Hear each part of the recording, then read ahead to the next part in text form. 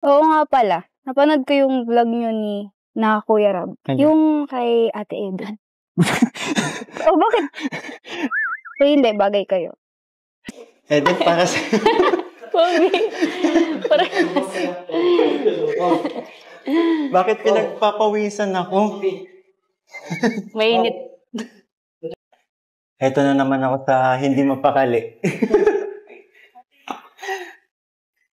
Ganda mo? Hello po. Hello po. Hello, Michael nga pala. Eden po.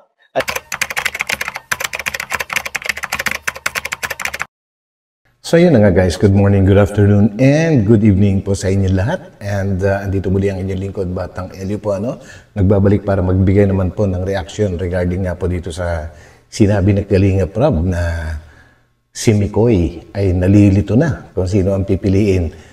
Team Biik nga ba o Team Hamag? Grabe kung ako lang ang tatanungin guys, nako, ang hirap talagang pumili sa dalawa po dahil pareho po silang bagay kay Kalingap Mikoy. And mapapasana all ka na lang talaga guys dahil napakaswerte naman itong Kalingap boy na to, So yan guys, at bago po natin bigyan ng reaction nito ay huwag po natin kalimutang suportahan palagi ang buong Team Kalingap sa pangunguna po yan ni Kuya Val Santos Matubang at Edo Vlogs, and syempre si Kalingap Prab. At sa mga hindi pa po nakakapag-subscribe sa aking munting channel guys, papindot na lang po ang subscribe button at ganoon na rin po ang notification bell at all. Yan na po guys. So samahan po niyo ako. Let's go!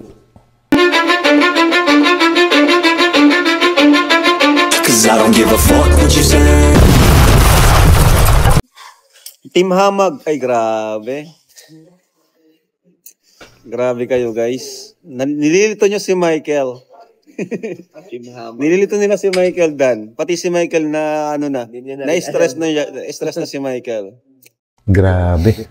Guys, na-stress na si Michael. Shoutout po dyan. May Team Hamag at may Team Biik daw guys. Shoutout dyan sa mga nanonood dyan, Team Hamag at Team Biik. Oy, may Team Biik pala dito. Kala ko puro Team Hamag ang nandito. Grabe guys, so yun nga guys, kagaya nga po na sinabi ni Kalingap Prab, na first time mangyari ito sa Kalingap na ang isang leading man ay hindi pa man nag-uumpisa or nakakapili ng makakapartner o makakatandem, ay meron na agad dalawang team na talagang sabihin na nating nagpapaligsahan kung alin nga ba ang mas babagay kay Mikoy. Naku, grabe guys. Si Eden nga ba? O ang Team Biik. So, tuloy po natin guys at ito ay talaga nakaka-excite dahil ang plano po yata guys ay magkaroon ng Big 4. So, meron na pong Big 3 na love team po. Ito na kaya ang papasok para maging makumpleto ang Big 4. So, abangan po natin guys. Tuloy po natin to. Biik at... Grabe, tatalo na sila guys. Naku, lalong malilito nito si Michael. Grabe. Ngayon lang nangyari ito sa Kalingap. Na ang leading man ay grabe.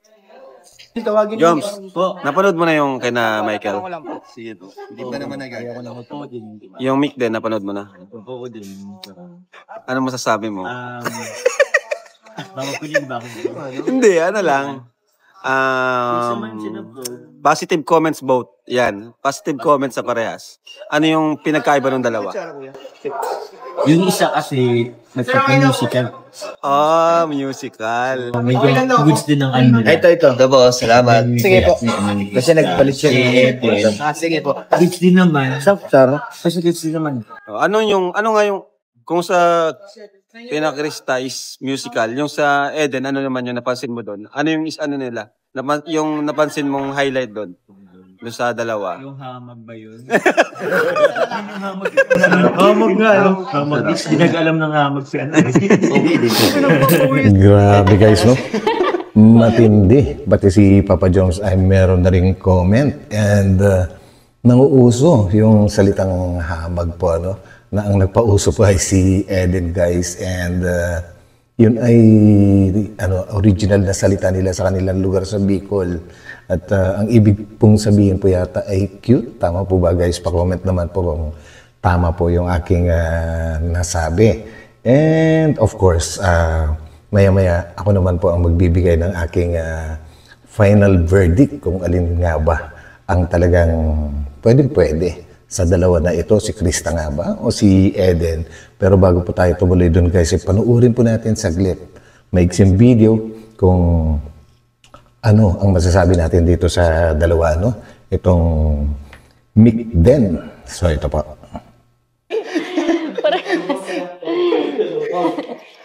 Bakit pinagpapawisan ako? Mainit.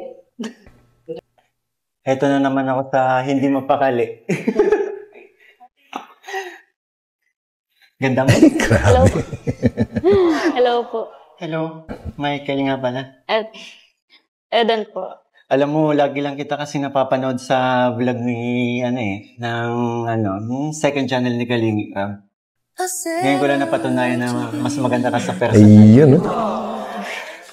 Thank you po. Grabe. Ngayon, nanginginig na naman ako. Hindi mo po. Hindi, okay lang ako. Okay lang po kayo. Oo. Hindi, okay lang talaga ako. Oo nga pala. Matindi guys, no? Matindi. Kumbaga, yung una pagkikita ni Eden tsaka ni Mikoy ay talagang mukhang tinamaan din kaagad si Mikoy at gandang-ganda nga siya kay Eden. At si Eden naman guys ay panay-panay din ang ngiti at parang gusto rin niya makatandem siyempre si Kalingap Mikoy po, ano? And so yun, sa tingin ko bagay sila.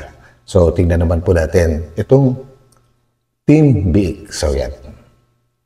Na Kuya Rab. Yung kay Ate Eden. Naku. Oh, bakit? Hindi, bagay kayo. Papa, pangakong di ka lolokohin ng puso kong nagmamahal. Hindi kita pipilitin kung ako ay mamalasin. Na't meron ka ng ibang mahal, ngunit patuloy ang aking pag-ibig magpakailanman. Kaya na lang tumibok ang puso mo para sa'yo. Grabe. Grabe talaga. So yun guys, no? Ang tindi naman ng ang tindi ng lyrics na kinanta po ni Krista, no? Parang sumusuko na siya.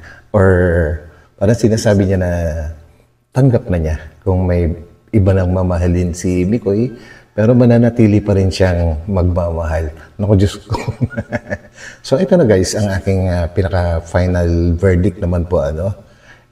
Malaki po kasi yung pagkakaiba ng dalawa. Si Krista, masyado pang bata guys. Kumbaga kung love team naman ang pag-uusapan, ay para sa akin ay hindi pa siya talaga po pwede po, ano. Talagang pang musical lang po talaga siya. Kaya lang, tingin ko ang hinahanap po talaga dito ay love team. Kaya si Eden ang mas pwede, mas pasok kumbaga sa criteria na yan sa love team dahil nasa tamang edad. So yun guys, and one more thing, matagal na po si Eden, no, sa Nakalingap Angel. Kumbaga bigyan naman ng chance para magkaroon siya ng love team at para magkaroon naman po ng sigurado magkakaroon po ng mas maraming sponsor at para na rin po siguro magkaroon siya ng sarili niyang bahay. So darating din ang time ni Krista, may tamang oras para sa kanya. So yun lang ang aking masasabi guys. And iyon, pa-comment na lang din po kung ano ang inyong mga pwedeng sabihin. And ito muli po ang inyong lingkod, Batang LU. At mayang hapon ay itutuloy po natin ito. So yan guys, maraming salamat. And huwag po natin kalimutan magtamsak. God bless. And magkita-kita po tayo sa akin sa sunod na upload. Bye-bye po muna. Bye.